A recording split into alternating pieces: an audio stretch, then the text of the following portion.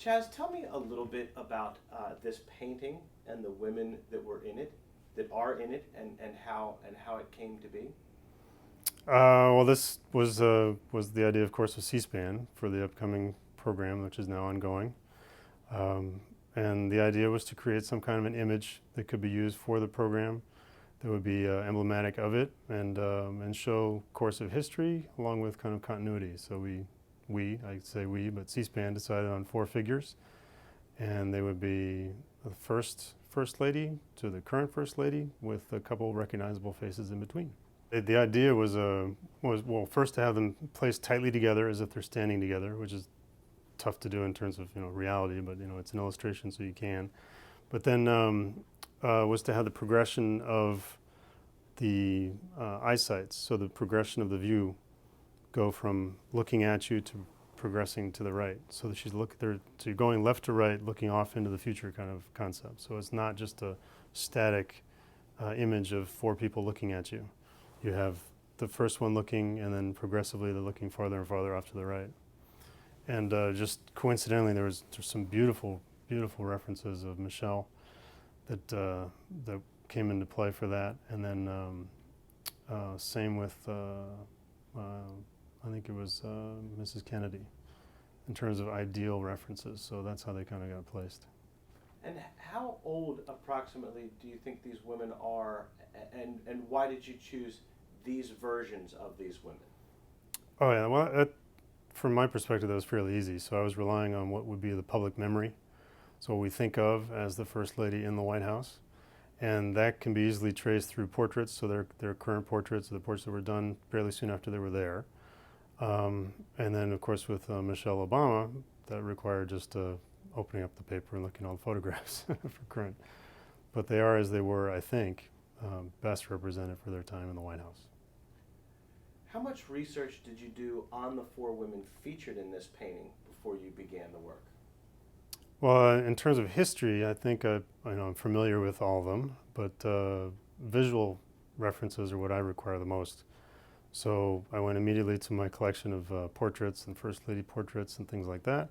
So I kind of saw what they would like to be seen and how properly publicly seen. And then I went through all the various images. With Martha, it was a lot harder, but we know that the Gilbert Stuart portrait is probably the best likeness there is. So I simply relied on that one. But then for the others, it was more on photography, lots of photography. And with all that information, I pieced together images I thought were good and representative. What is the process you go through when starting to work on a painting? How much work goes into the project before you start to paint? Well, first there's all the research and background and things like that. For a normal portrait, a portrait of someone I need to really represent in almost life size and in 3D, and sculpting too, I need to get to know them. This case, a little different with the very public figures, and I'm using it for a relatively small portrait. But a lot of the work happens first, all that research and gathering of images and sketching. But then what I started with as a kid is what I rely on the most is pencil work.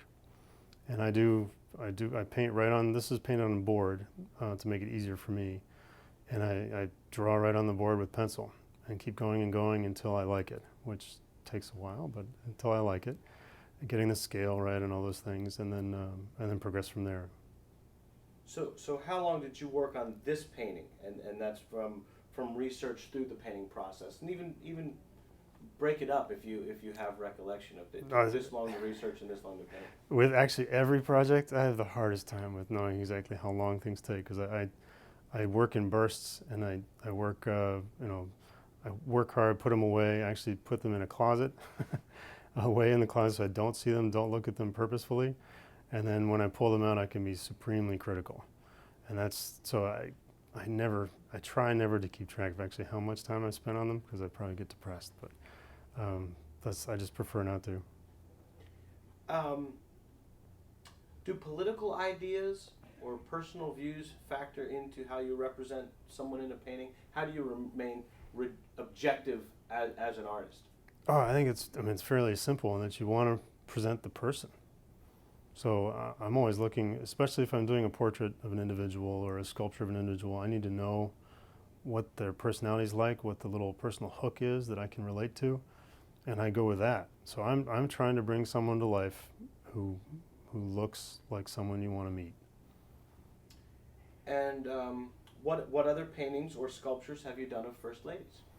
Well, First Lady is the most public one for me, is the official portrait of Barbara Bush that's in the White House.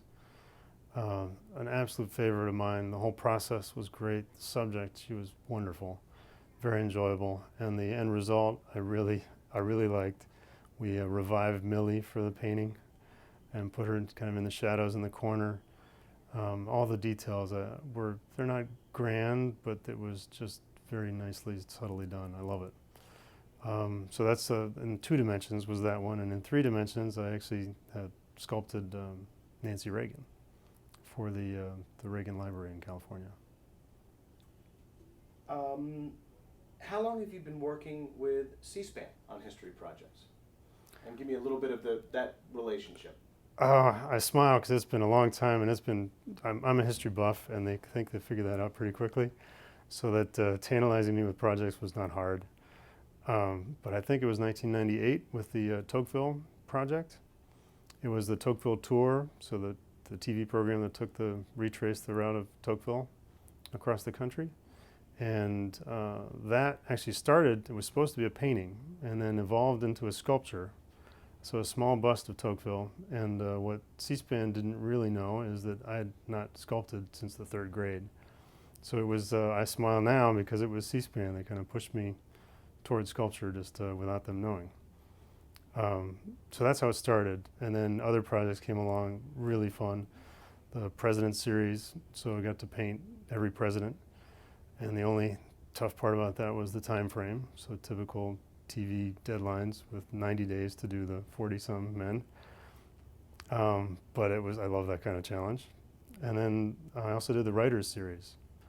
So a little looser, less serious, almost cartoony versions of American writers. And if nothing else, that was a great education. So I discovered writers I didn't know and historical figures that I really had to research and have some fun with.